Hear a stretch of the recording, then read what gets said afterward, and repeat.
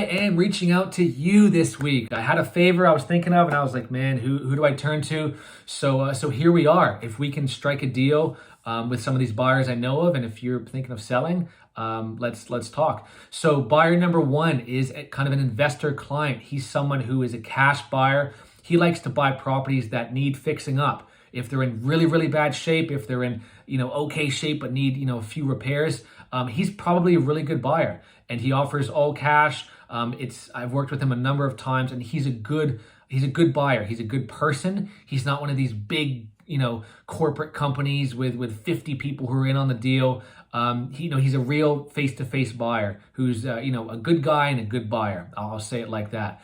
So if you have a property that needs fixing up and you want to sell it as is, let me know. I've probably got your buyer. Buyer number two, duplex buyers. I've got a few of these folks who want to buy 2 units, and they most likely want to live in one and rent out the other.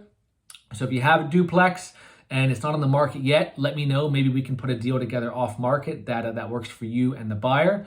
Buyer number 3, I'm kind of speeding through these, but let me know if you want more details. Just call me or email me anytime. Buyer number 3, kind of a typical family. Well, not a typical family, but what they're looking for is not too crazy. They want a single family home with a yard, South Bay area into Gardena, Lawndale, Hawthorne, straight down to, San Pedro, Long Beach. They're pretty open to areas.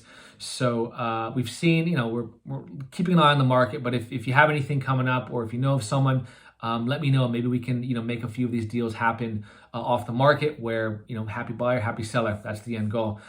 So again, investor client cash offer for properties that need fixing up. Again, I've worked with him a bunch of times. He's a good buyer. A lot of these buyers, say cash offer, and they end up getting you something that's just so far below market value. It's almost insulting.